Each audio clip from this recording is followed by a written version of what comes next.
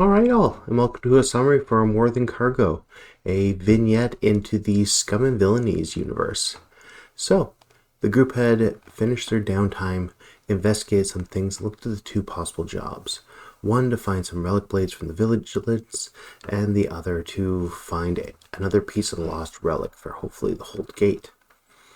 Choosing to go after the vigilance one first, they began to investigate. Touchy base with Shot, a weapons dealer and good friend of Drax. They learned that he did have some fragments of these blades, though he could never get them to work. Doing some scientific experiments, a crew was able to find the missing piece. A Song Sun cut energy crystal was needed to power these blades.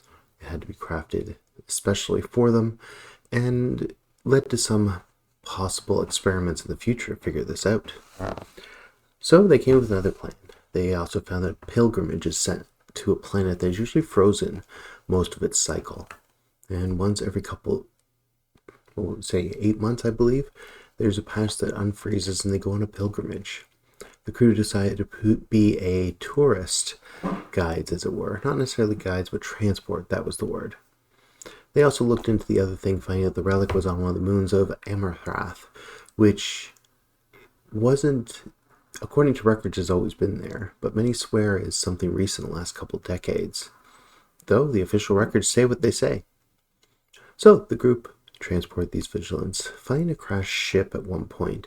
They split off, Drax going with the members of the vigilance, watching them go through the rituals, killing some lava toads, while Trillis scouted the empty ship, or not so empty. Something monstrous was in there.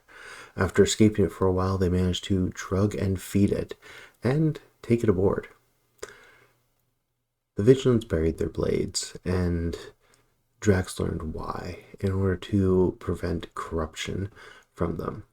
They returned the vigilants home and returned to the planet quickly, scanning for the trackers that were mentioned, managing to uncover a couple. And going back to the Guild of Engineers, turning in the mission. They ended up getting a handful of credits as well as an offer to buy the beast. Selling the crew worked on restoring their ship a little, doing the upkeep and deciding next steps.